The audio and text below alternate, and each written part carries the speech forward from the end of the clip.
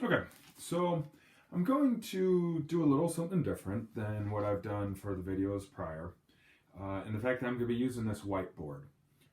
So it's going to be a little, I'm hoping it works well, but because I have to do so many sketches, I have to do so many different calculations and that kind of stuff, I'm hoping this will work best. Okay. I'm going to break this video or this activity up into several different videos to keep it a little bit manageable because I don't need you watching a 2 hour long video. Okay. Now, this first one, what we're going to emphasize is this. We're going to emphasize some of the key concepts from the PowerPoint presentation on calculating trusses. Now, you do need to view that on your own. Okay, because there's some stuff I'm not going to talk about, and it's not a bad reference to look at as we move forward. Okay, and then what we're also going to focus on with this video is calculating the reaction forces. Okay, now some things that we do have to understand before we even begin. Okay, we are going to do the calculations for beam determinants. Okay. It is important to always do, although I'll be honest with you, for all the problems that you are going to be given, you will not have to calculate beam determinants. Okay, so we're going to talk about that real quickly. Okay, so before I can do that, though, I do have to remind you, and it's a concept that we looked at with the moments, is the idea of a pin versus a roller support. Now, if you take a look at this particular activity, this particular truss, we have a pin support at position A, and we have a roller support at position C. Now, the reaction forces, the way those work is this. With a pin support, it is going to provide a reaction force in both the X direction and the Y direction, because it is basically like if you were to take a piece of paper and put a thumbtack in it. That paper cannot slide horizontally, it cannot slide vertically. It can rotate, okay, but it is providing support both vertically and horizontally. So I'm going to make that adjustment on this particular drawing. So I'm going to eliminate the pin and put in reaction force AY and reaction force AX. Okay, because that is where both with the pin, again, a pin support is providing reaction forces in both those directions. Okay. Now, for a roller support, it's a little bit different. Roller support is going to provide a reaction force perpendicular to the supporting material. So what you might think of is, if this is a bridge, there's the edge, there's the cliff, okay, down to the river valley or whatever it happens to be. So the actual support is right here, the ground, that is running horizontally. So my reaction force for a roller is going to run vertically. So I'm going to replace this with reaction CY. Okay. Now, a roller only provides support in one direction. Think of it almost like a rolling pin, if you've ever used one of those. You could set something on top of it. It can roll in the X direction. Okay. It can rotate, but it cannot move down. Okay.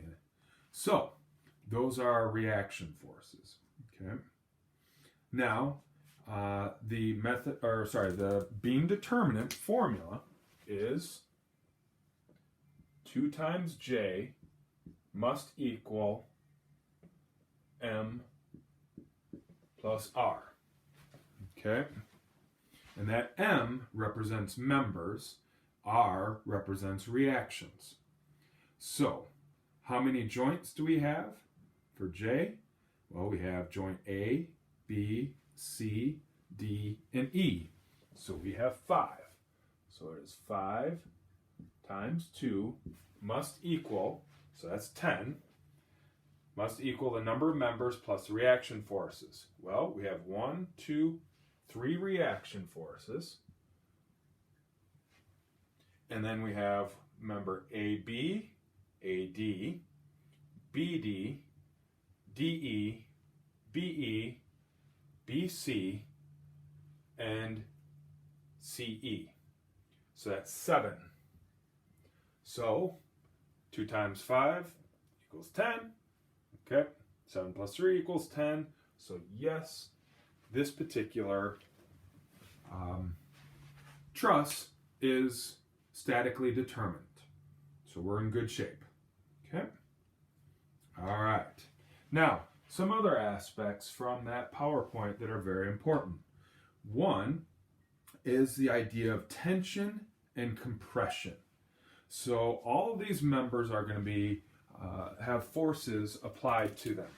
Okay, and when we do static truss calculations, we are assuming everything is kind of staying in a two-dimensional plane. So there is no twisting, there's no angles where it can buckle to the sides or anything like that. Okay, so we are focused on the idea of tension,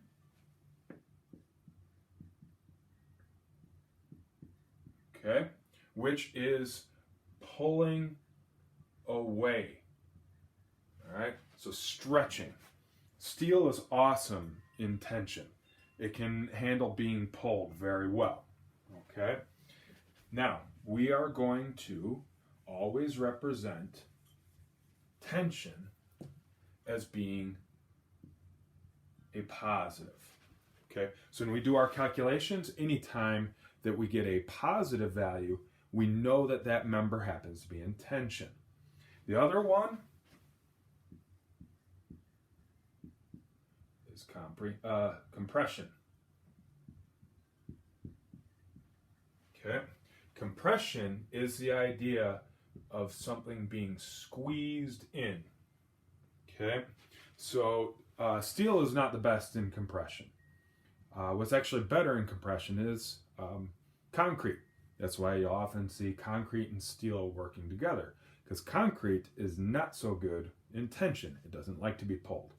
Now, anytime that we get a negative value, that means it is in compression. Now, that does not mean we have a negative force, because we cannot have a negative force. Okay, it just means that that particular member happens to be in compression. Okay. All right. Now, from here, what I want to do is I want to focus on how do we calculate the reactions. Because if we do not calculate the reactions properly, we have everything else is messed up. You're going to get the answer wrong. Okay, so it's very important that we are able to calculate these reaction forces. Once we've got the reaction forces, we can then worry about calculating the forces within each member. And the way we will do that is the method of joints. There's also the method of sections. I know there's some physics teachers that like to use that. This either one works, but for what we're going to do, what Project Lead the Way wants us to do, method of joints works very well. And all resources that you will find will reference the idea of using method of joints. Now, the idea of method of joints is basically we are going to isolate each individual joint. So joint A, joint B, joint C, joint D, and joint E. And we will create free body diagrams of each of those joints to calculate how many the actual force in each of those members. Okay. All right. So now, one of the things that we do want to remember is this concept. Okay. This will keep things simple for you. We are going to set anything counterclockwise to equal everything clockwise in order to have our static equilibrium for a moment. All our forces in the y direction, okay, going up, will equal all the forces going down. And then any forces moving to the right will equal any force moving to the left. Okay, because again, this is a truss. We do not want this moving. We want it to stay where it is. Okay, so static equilibrium is important. Now again, if you looked, there was a image that I had in the moments that we assignment that I left in there. So that's one that you're going to have to take a look at frequently. Okay. All right. So now, what do we need to do in order to calculate our reaction forces? Well, the way to do this is we have to calculate the moment. We need the moment around pin A. Okay. And what I mean by that is if we have to figure out calculating the moment around pin A will allow us to get the reaction force at CY. We could do this where we calculate the moment around roller C, but then if you look, we have two unknowns out there at joint A. We have reaction force AY and reaction force AX. So it's always my suggestion, always find the reaction force at the roller, not at the pin, because we only have one unknown, and that's a lot easier to solve for. Okay? All right. So, how do we do this? Well, we're going to do exactly what we did in the moments assessment, what we just worked on this whole time. Okay, and that is we have to use this formula. Okay, so a moment equals the force times the perpendicular distance. Okay, all right, so how many force moments are we going to be dealing with? We're going to be dealing with one at D, one at B, one at E, and one at C.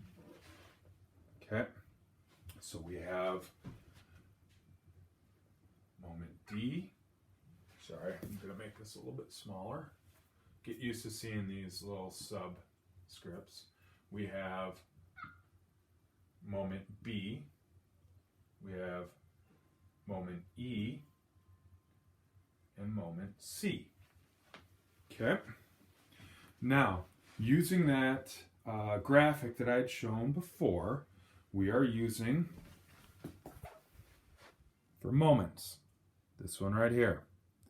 Anything counterclockwise will equal anything trying to rotate clockwise. So, moment D is going to equal 1,000 pounds times the perpendicular distance. And that is the perpendicular distance from pin A. That happens to be 3. Moment B is 250 pounds times, we've already gone 3, and then 2 more. So times 5. Moment E is 500 pounds times, we've got 3, 2, and 2, that's 4, which equals 7. So 7. And then finally moment C is RCY times 10. Because it's 7 to here, and another 3. Okay, now the next key is this. Determining which of these are trying to move in the clockwise direction and which ones are trying to move in the clockwise direction. So as I take a look, moment D right here, if we're going around this position, is trying to push it down this way. So that is a clockwise. Okay. Moment B is also trying to rotate down like this, which is also clockwise. Okay.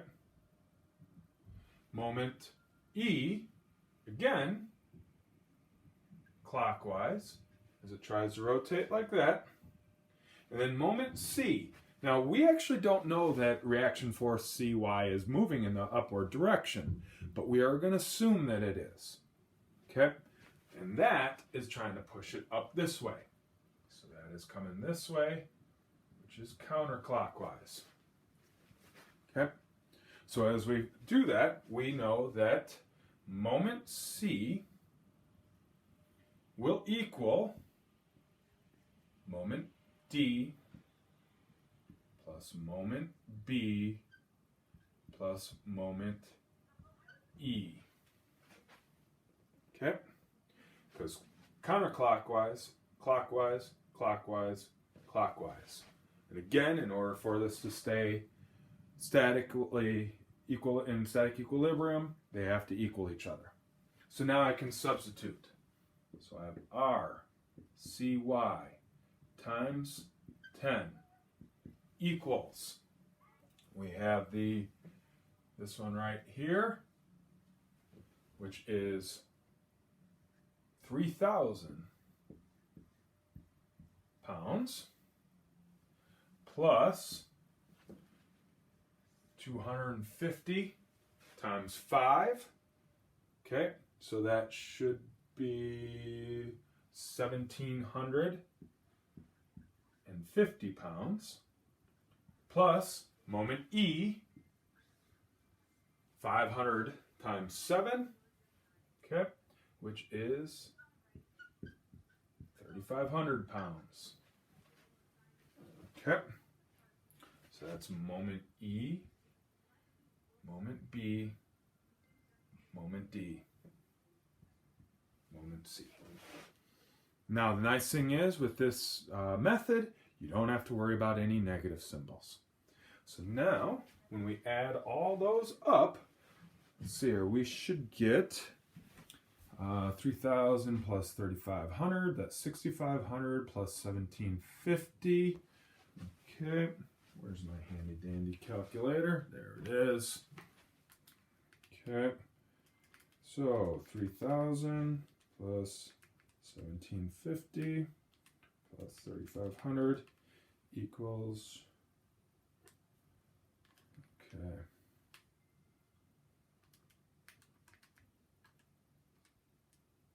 oh, I made a mistake. This was 1,250. I knew it didn't look right. 1,250. My mistake. So, 1,250 plus 3,000 plus 3,500 equals 7,750 pounds. Okay. All right. Sorry, my mistake there before. Okay. So now, it's pretty simple. RCY, we just divide each side by 10, and we get RCY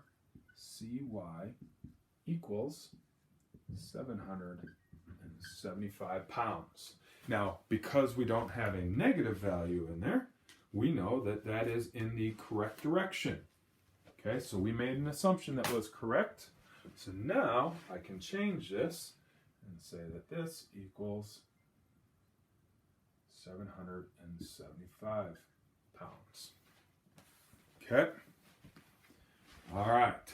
So if aside from my simple math mistake there of the 1,250, it's relatively simple to do. And I think all of you seem to do a pretty good job in the assessment, so that shouldn't be too challenging. All right. Now, nice thing is we are done with moments. We do not need to use any more moment calculations. We could if we wanted to, but there's no need to. Okay?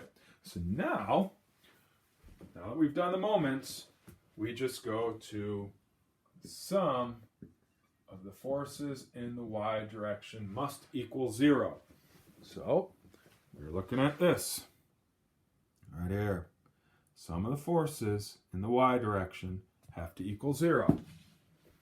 Okay? So as I take a look, I'm going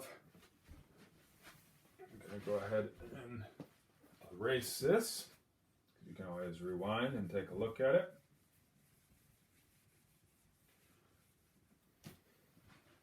So I have, moving up, we are assuming RAY is going up.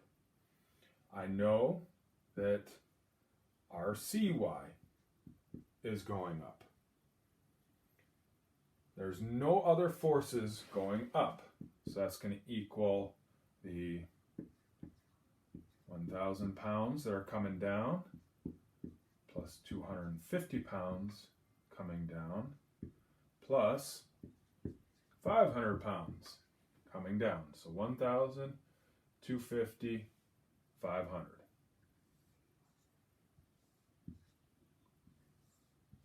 Okay, I can replace this with these 775 pounds.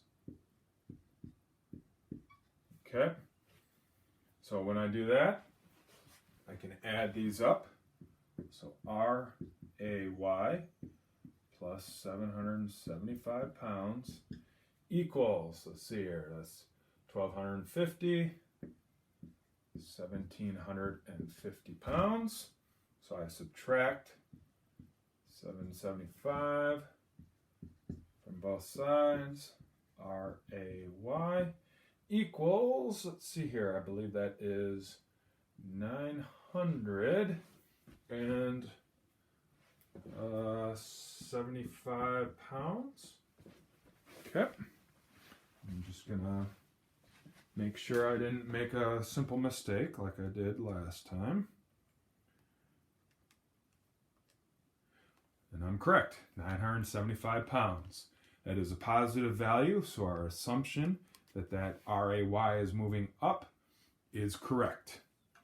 So now we have calculated our reaction force in the y direction at A.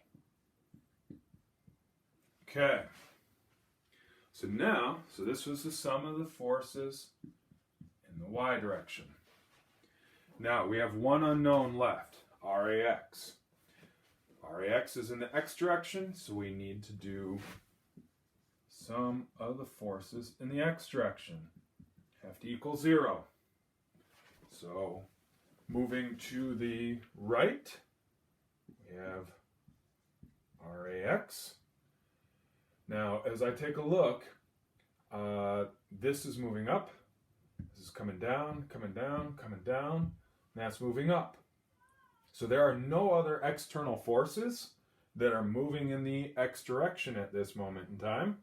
So RAX equals 0 pounds. Okay. Now there is no guarantee that this would happen every time. If we had any lateral loads, then that would not work. But in this particular situation, we have no lateral loads. So RAX equals 0 pounds. Okay.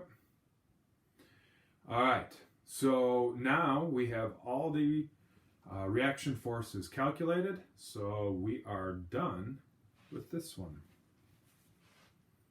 And then next we will break up and begin isolating each of the various joints.